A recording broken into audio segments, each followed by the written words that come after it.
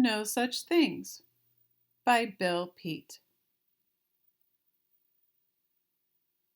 The blue-snouted twumps feed entirely on weeds, and along with the weeds they swallow the seeds. Eating seeds causes weeds to sprout on their backs, till they look very much like walking haystacks. When a mother twump has young ones to raise, her weed-covered back is where they all graze. Of all the odd creatures you won't find another who supports its young as both fodder and mother. The Globzonks, who resemble big old sunken logs, keep a hungry eye out for plump, juicy frogs. Since old sunken logs are where frogs like to hide, when they spy a Globzonk, they go swimming inside. But Globzonks are slow-witted and not at all clever, and to shut their big mouths takes them almost forever. By then all the frogs, I am happy to say, have made their escape and are swimming away. The gold-brown crested pie-faced Pazeeks have huge appetites to match their big beaks, and their three-toed unusual pitchfork-like feet are perfect for picking the cherries they eat. To make sure everyone in the flock gets his share, there's a strict pecking order to keep it all fair. This means that the smaller ones stay in their places till the bigger Pazeeks are done filling their faces. The common big wig-tailed mop wagons have no hair at all on their noggins. That's the main reason why they're so sheepish and shy, and also the reason they are crafty and sly. They hide their bare heads in a very strange way by using their tails as a perfect toupee, and no one would guess that their noggins were hairless if the sheepish mogwagons were not sometimes careless. It's no fun for the Flumpers to crawl on the ground, so they coil themselves up to be perfectly round. Then they go for a spin, a wild whirling ride, far out on the hilly, broad countryside. After so many miles of rolling about, they discover their rubbery hides have worn out.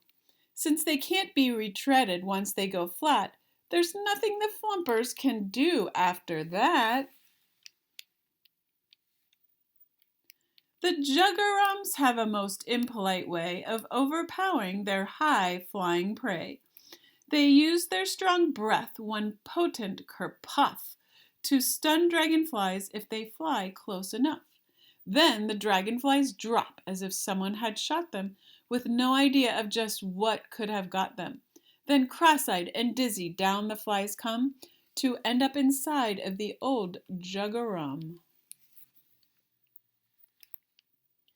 The spooky-tailed Tizzy has a brain that's so small, she forgets everything in just no time at all.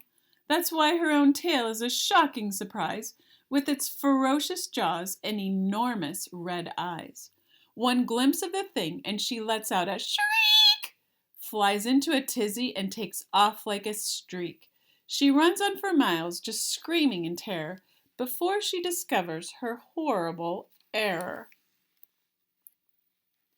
The reason the Flub Dubs all sigh in despair, they stand on their own feet and can't go anywhere. Since they're much too befuddled to figure things out, they're stuck in one spot and can't move about. It always will be quite a while between feasts for these awkward, dim-witted, grass-eating beasts, and they won't get one nibble, not one bite to eat, till the prairie grass grows almost up to their feet. The Great Galapagos, with their yawning fish faces, live deep in the sea in the gloomiest places. And since they're so long and completely strung out, they lose track of themselves while they're swimming about. When they catch a sardine, more often than not, it turns out to be their own tail that they've got. So they don't dare trust or believe their own eyes, for fear they might catch themselves by surprise. If the Fancy Fandago seems stuck up and snooty, it is mostly because of their exquisite beauty. They're most often seen with smug, smiling faces by a crystal clear pond in a jungle oasis. There they linger for hours with nothing to do but sip the sweet water and admire the view. And the view they admire, as you might well suppose, is their own reflection right under their nose. The Grabnabbits are an odd undersea growth, not plants or animals, but mixtures of both. These creatures catch fish, but they never eat one. They do not have gullets, so they catch them for fun. To them, a codfish is just something to tease, to grab by the tail, to pinch or to squeeze. But the poor frightened fish cannot possibly know that they will not be eaten until they're let go.